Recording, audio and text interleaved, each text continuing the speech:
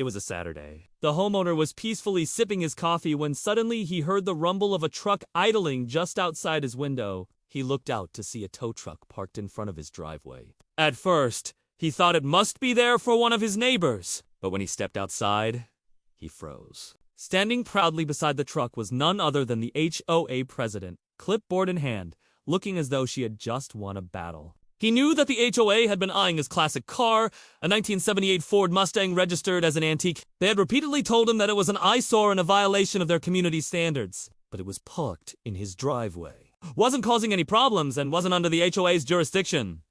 Still, the HOA president seemed pleased with herself. And when he noticed his car had been labeled with a violation sticker, he decided to confront her. As the tow truck driver approached his car, the homeowner calmly walked to his garage, pulled out a folder he kept for such occasions, and laid out the contents on his driveway. The driver stopped mid-step and scanned the documents. The papers showed proof of ownership, property documents, and photos of the car's up-to-date registration. The HOA president tried to argue that the car was unsightly and brought down the image of the neighborhood. But the driver didn't budge. He had no legal right to remove the vehicle from private land. If he did, he would be liable for damages. The homeowner didn't need to raise his voice. The law was on his side, and the driver knew it.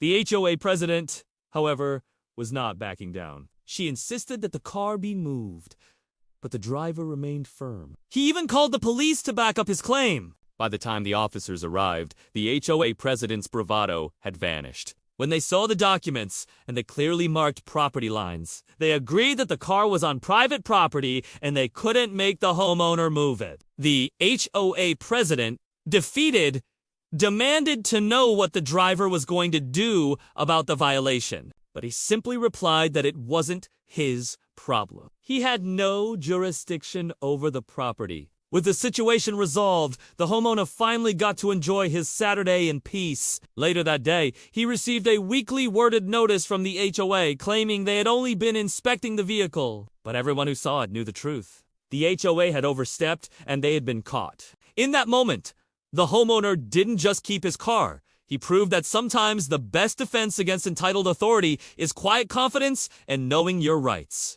The HOA had tried to take what wasn't theirs, but in the end, all they managed to lose was their own pride.